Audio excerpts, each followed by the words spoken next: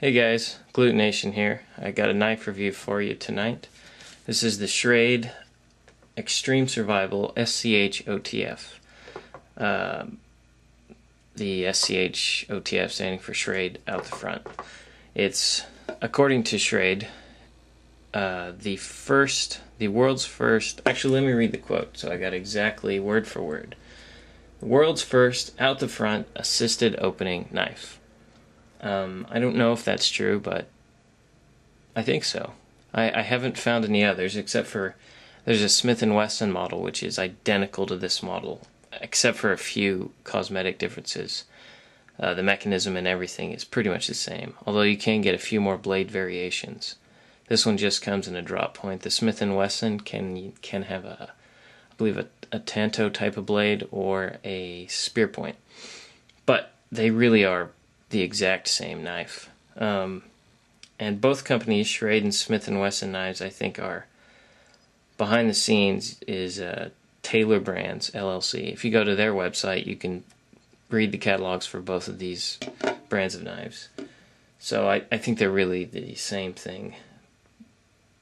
Anyway, the knife itself, the blade that is, turn the safety off, is 3 inches. It's a slight drop point to it. It's not a lot of blade considering the beef of handle you're carrying. Look how thick that handle is. So you have to make that sacrifice. And as I was kind of going over this knife, I just bought it because, hey, it's an out the front that I can actually buy living in a place where I can't have an automatic knife. So I got it for that reason, just as a kind of cool type of thing.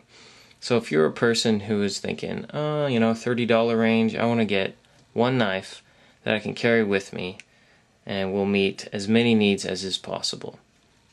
This knife is not that knife. This knife you buy because of the cool. The cool being that. That's just cool. It's fun to do. It's fun to use. It's, as I understand it, legal everywhere that assisted opening knives are legal. That's what it's classified as. So that's really cool. There's not much out there that compares to this. It has a really kind of a niche type of a spot in the market. So I envision that you would probably use it for light EDC work, maybe. It is a perfectly serviceable blade. It locks up pretty good up and down. Side to side there's definitely a little bit of wobble there.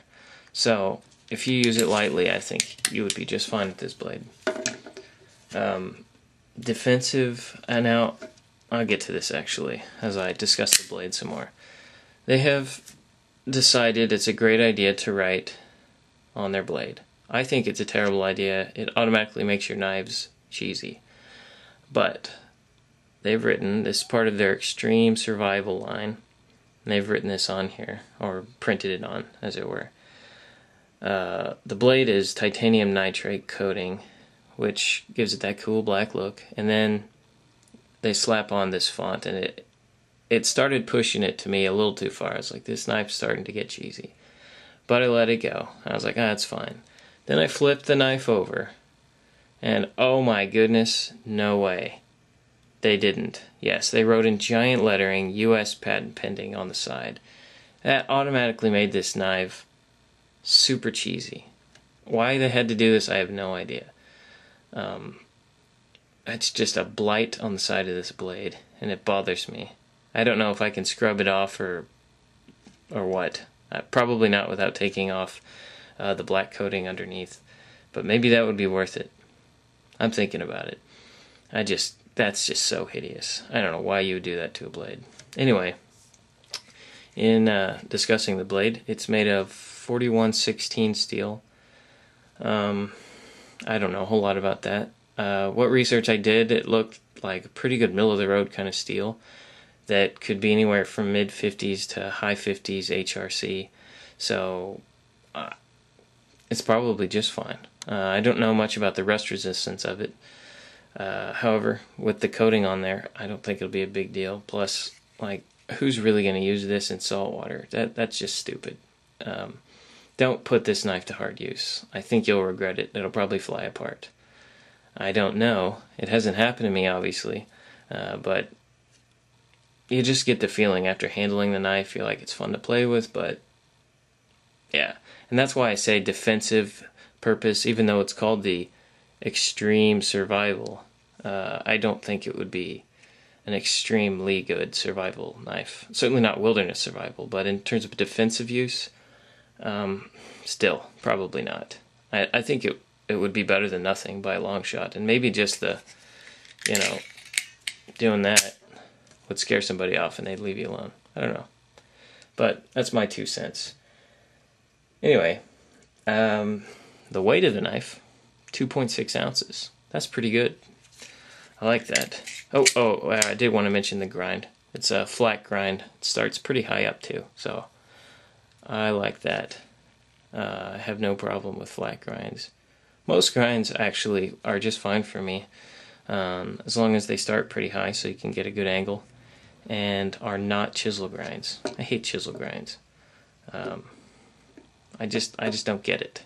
Maybe it's my problem. I'm not advanced enough to understand the great benefits, but I don't know. I like symmetry. Give me some symmetry. Okay, so anyway, 3-inch blade, flat ground, great. The handle is Zytel, almost completely, other than a few screws, it's just all Zytel. Glass breaker is steel of some sort. The pocket clip right there does not feel very strong to me. It doesn't give you that, well, actually, I'm sure you can hear that. That might be the spring rattling inside, I take it back, but the pocket clip has not failed me. I really like the shape on it. It's easy to get in and out, but I don't think it's very strong, and it feels like the kind of steel that would bend on you. So, again, this knife should probably be treated gently.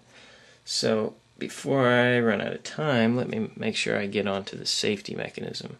There are 2 safeties, as they put it, in this knife. The primary safety is right here. This is the safe position. You slide it down, which is actually kind of hard to do. You have to use your fingernail and pry it. There's not a lot of grip there, and I can't just pull it down with my thumb. I've got to pry it like that. Once it's down, all it takes is just a touch on this part right here. As you can see, boom, pops right out really fast too. And I love that. You can see in here, maybe if I can light it right in there is the spring. Yeah, I think it's showing up all right. That's the spring. And it just travels down this channel, this being directly connected to the blade, and locks into place at the end. So once it's locked, you can't just pull back. You have to hit this, they call the second safety. You've got to disengage that. So you just pull back and it undoes. And the knife is free, more or less. Once you get to about here, this second safety re-engages again, and it's mostly in at this point. So then you can just push the rest of the way.